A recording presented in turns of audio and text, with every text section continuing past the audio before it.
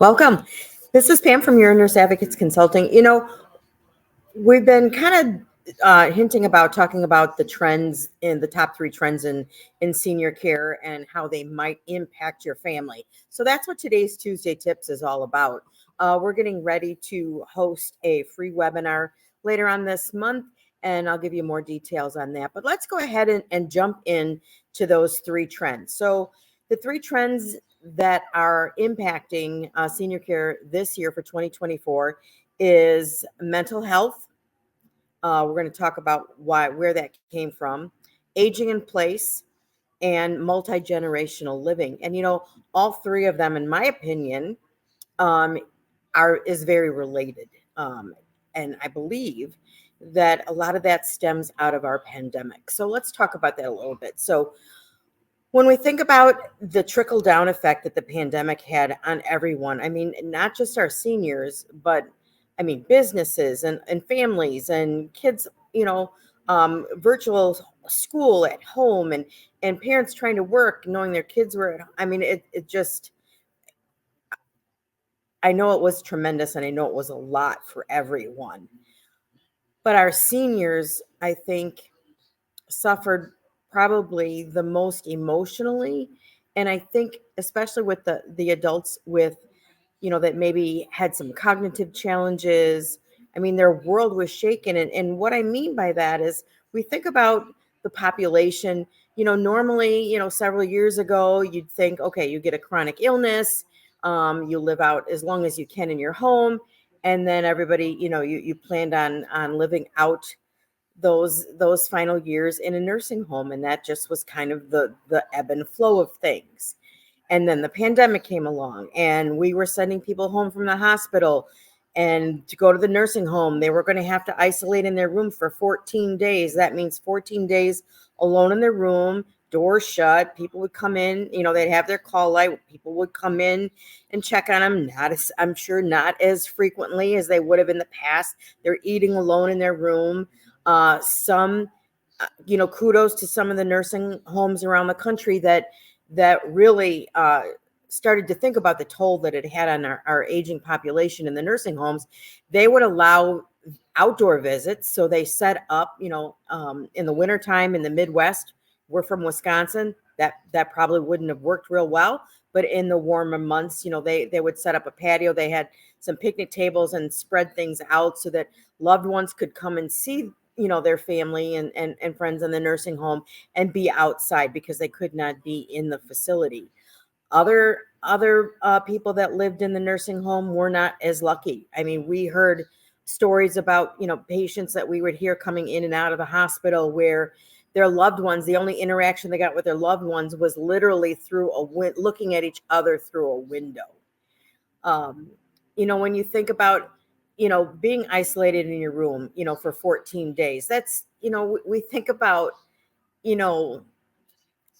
I don't want to go into as severe as like, prison camps or things like that. But the isolation was just horrible. And, imagine not being able to have much human contact, eating all your meals alone in your room. Maybe sometimes you had a roommate. But the quarantine and everything was just so strict. And I lived through one of these before. It wasn't quite as severe because it didn't impact the whole population per se. As when I was a young nurse, we dealt with AIDS when AIDS first came out. Didn't know where it came from. Didn't know how it was transmitted. I had people on my floor. I had nurses walking off the floor because they were assigned an AIDS patient and they just refused to take care of them. So, I've lived through some of that before, but I think this pandemic was just so much more global in the sense that everyone, children, everybody was impacted. And so when you look at, the 3 years, the period of time where all this was going on,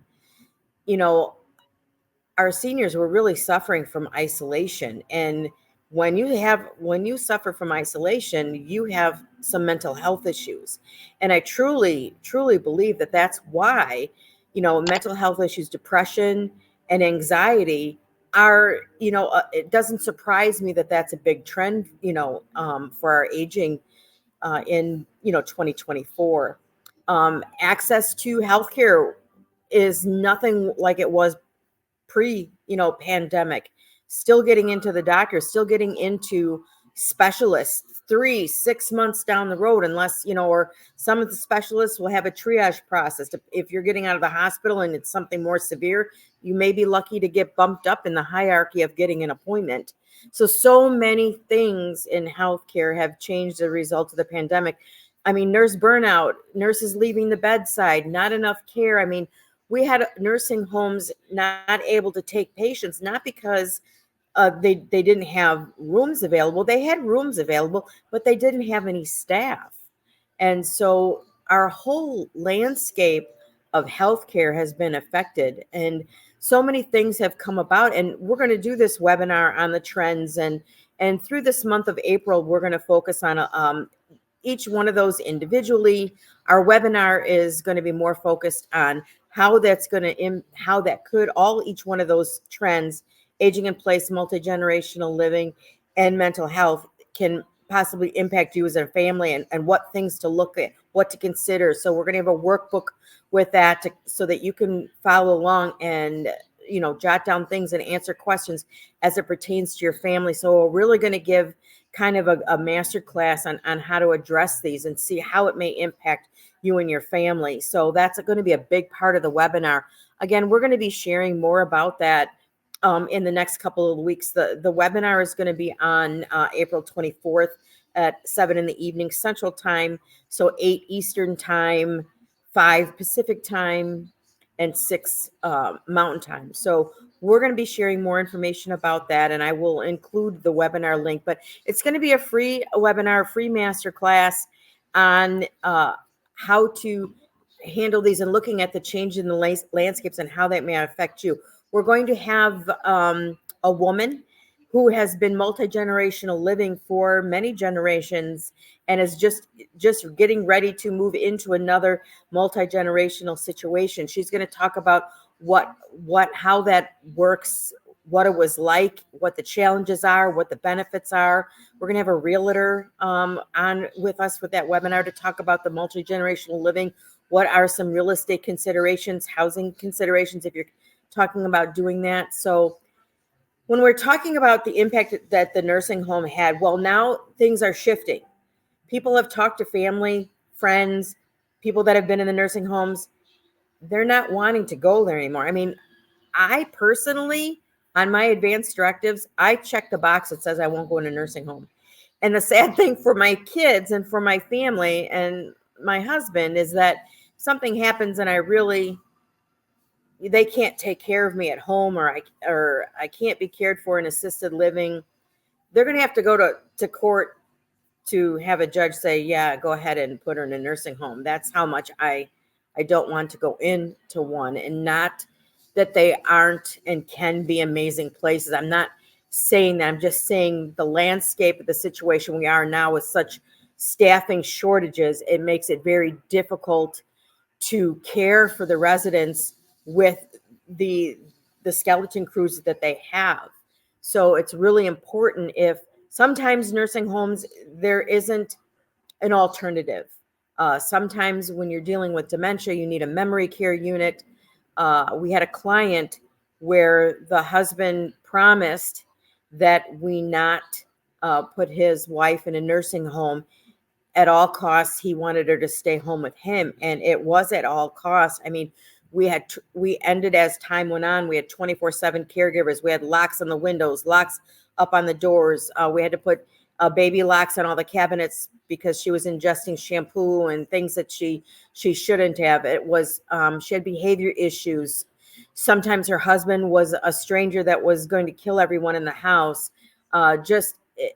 Every horrible part of Alzheimer's she experienced, and it was tremendously difficult.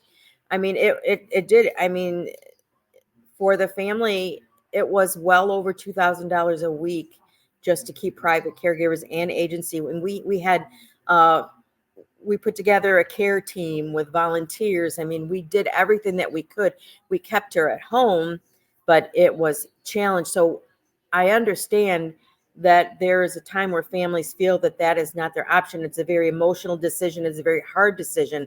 And we actually just recently did, we have a free checklist and a PDF guide on how to choose a nursing home. So maybe I'll reference that while, with this video and this description and in the comments on our Facebook group and page, so that you can have access to that. So I understand that there are times when you may not feel that you have a choice.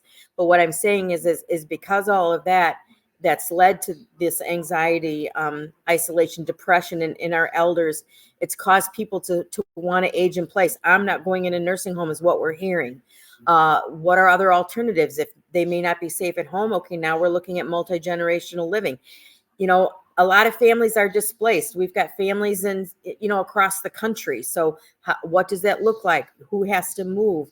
So we're gonna really kind of digest all of that and see how that may impact your family. So I'm gonna go ahead and stop there and just encourage everyone, if these any of those three challenges or any of those three trends that we talked about could impact your family in one way or the other, please consider jumping on with us. It's a free webinar. We're going to share all that information. You get that workbook as soon as you register. I'll put that in there, but we will look to see you again this month leading up to the webinar. We're going to be just giving kind of little bits and pieces talking about those trends. So we'll see you back at a video soon. If you want to know where I came from, how I got started, how I ended up being a nurse advocate, go ahead and check out my new series on our YouTube channel. It is called Bedside Stories, the journey of a nurse, an RN becoming a nurse advocate. I'm taking you all the way back to nursing school. I've got some really kind of neat stories, and there's going to be some tear jerkers. There's going to be some funny things. There's going to things that made my blood boil.